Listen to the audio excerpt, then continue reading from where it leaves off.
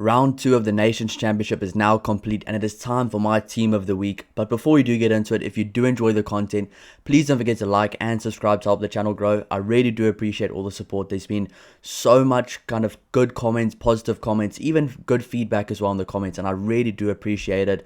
We've just reached 3,000 subscribers this past week. We're aiming for 10,000 now. We've only been doing this for a few months now, so I really do appreciate all the support. So if you do enjoy the content, please hit the subscribe button and stick around because there's going to be a lot more rugby content coming out. I mean, the final week of the Nations Championship for this kind of first leg of it to come at this upcoming week, and then we have the All Blacks greatest rivalry series against the Springboks. That's going to be absolutely incredible, and there's still so much international rugby to be played throughout the entire year, so it's going to be absolutely awesome. But let's get right into the team here I've selected. So I've selected 15 players, my 15 best, most standout players from this week. A lot of people will agree, a lot of people will disagree. If you disagree, or even if you agree, let me know down below in the comments. And if you do disagree, let me know why and let me know which players you would choose as well, because it really does go a long way and we can talk about it in the comments. So maybe there's a few things I missed that you guys saw, so let me know down below in the comments as well. Number 1, I've gone for Ethan de Groot. I thought he was really solid for the All Blacks, definitely the kind of standout front row player for the All Blacks this weekend, and they did need it because Italy did show up in the forward pack, especially in the first half. I mean, that Italy team, they are full of really physical players. I mean, they've got Fischetti. Ferrari's not kind of playing with them right now, but they've got some really good players in the forward pack. Fischetti, Zambinin, Ross Vincent, who was awesome this game, the Canone brothers as well. So the All Blacks had to put up a big shift in the forward pack, and I think Ethan de Groot really kind of led the charge from the front there. He was good at set piece, he was good around the park, and I thought that's 2 good games in a row now for Ethan de Groot where he's been really solid. So moving on to number 2 and number 3, I'm going to go for them together because they play for the same country, both for England. Number 2, I've gone for Jamie George. Number 3, I've gone for Joe Hayes. First of all, both of these guys were very good at set piece, and I think that's one of the crucial things that actually helped England get a big score against Fiji was just a dominant set piece, over 90% at set piece, and they had a lot of set piece usage yesterday. So Jamie George was good at line out time, he was good at scrum time. Same thing for Joe Hayes. They did their job extremely well, and they definitely were one of the reasons that England had a good base to play from, which is why they won by over 60 points. So a really good game there for Jamie George and Joe Hayes. Of course, it's going to be a lot different against Argentina next week in Argentina. That should be an absolutely awesome game, but I will be covering all the games. I really am excited for that England-Argentina game next week. Both of them as well, football and rugby, but that should be very fun. So Jamie George number 2, Joe Hayes number 3. My 2 locks both played in the same game but for different teams. Number 4, I've gone for Ruan Nortje, and number 5, I've gone for Scott Cummings. I'll start off with Ruan Nortje. This guy is 100% the first choice lock for South Africa. What a player, what a workhorse. This guy is one of the best locks in the world. He's just come out of nowhere the last few years, and now he's probably one of the first choices on the team list every single time for South Africa. He's irreplaceable. He's good at line out time.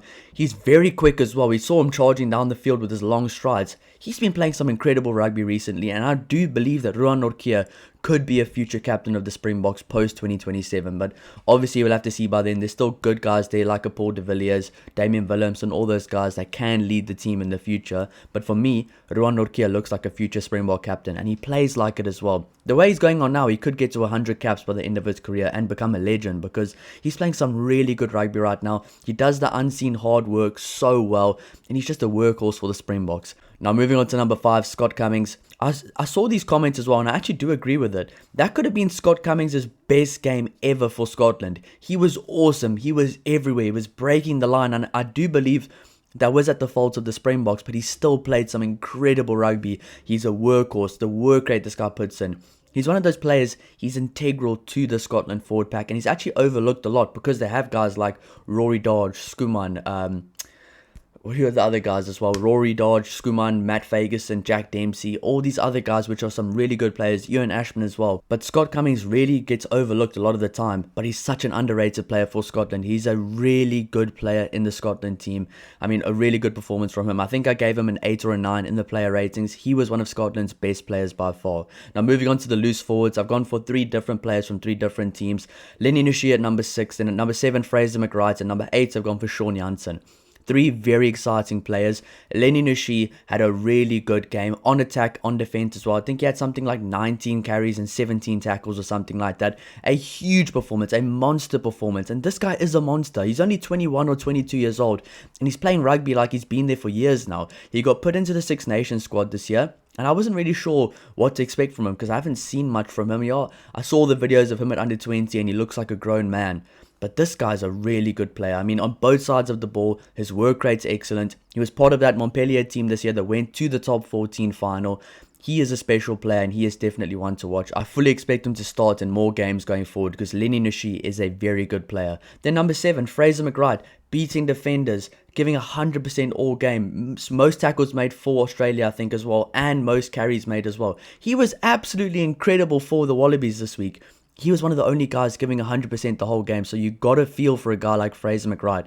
But there was no way I was not putting him in the team. I gave him a 9 out of 10. I was almost going to give him a 10 out of 10 because he was absolutely sublime this weekend. He was excellent. He led the charge from the front. It's just a shame that the other Wallabies players kind of went into a dip in the second half while Fraser McWright was giving us all. So number 7 there, Fraser McWright. Then moving on to number 8, a debutant for Ireland. It was a long time coming, a really good performance, a very exciting player to watch, a good ball carrier, good work rate, just a good player in general, and a really solid player with a very good foundation of basics as well. Sean Janssen. This guy had such a good game against Japan. I will not be surprised if he's starting or on the bench against the All Blacks next week. I will not be surprised because at this point you have to play your best players, and he is one of Ireland's best players that they have available. So it's going to be very interesting to see what they do there. I'm thinking maybe Jack Conan starts at number 8. Then maybe Janssen and Timony comes off the bench as a bit of a 1-2 punch in the loose forwards.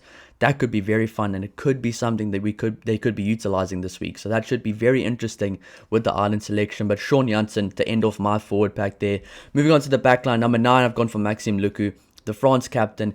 By far the best scrum off this weekend. This guy had such a good game. I will say, I think if Grant Williams started, or if the Springboks actually laid a foundation for the whole game and Grant Williams started, he maybe would have been there. But Maxime Luku was absolutely phenomenal this weekend. His kicking game is so accurate, even for poles as well. The way he just pulls the strings for France. He's such a special player, and he is often overlooked because there are other guys like Antoine Dupont. But Maxime Luku is no joke. And when you don't have an Antoine Dupont, if you have a guy like Maxime Luku, you're more than fine. This guy is such a good rugby player, and he is one of those key guys for Bordeaux as well. So really happy to see Maxime Luku getting a few starts and playing some incredible rugby in the international stage because he deserves it. He is an awesome player. Moving on to number 10, I've gone for Finn Russell.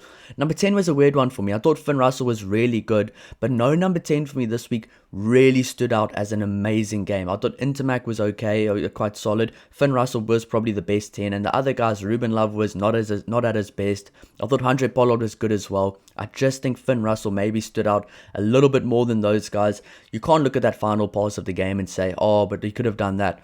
He was trying so many things throughout the entire game. You could see the offloads, the switch plays. He was trying to keep the ball alive. He was keeping Scotland going. He was pulling the strings so well with a guy like Sione Tuipulotu, but it just wasn't meant to be for Scotland. But Finn Russell definitely makes my team of the week. And I think Scotland can be very happy that they have him back. They're probably going to play him again against Fiji next week. I think that will be a tough game, especially after travelling all the way back to the UK, but I'm pretty sure Finn Russell will play again. But that's just such a good player to have back in the team, one of the best players and one of the leaders in the team as well. Now looking at the wings, I've gone for Aaron Grandidier in Kanang, and I've gone for Will Jordan at number 14. First of all, in Kanang at number 11, or Grandidier in Kanang. What a performance from him. I mean, the first time I've seen him play there, I mean, I think it was his debut as well. I've seen him play sevens. What a player. And he's got a weird story as well. I think he grew up in the UK or something like that. Then he went over, he got a contract for Brive or something like that in France. But now I've seen him play sevens for France. This guy's been absolutely electric, and 2 very good tries as well. That first one was a very special finish, and he has that it factor. You can just see it, and he showed it off. So he gets my number 11 spot in my team of the week. Number 14, Will Jordan.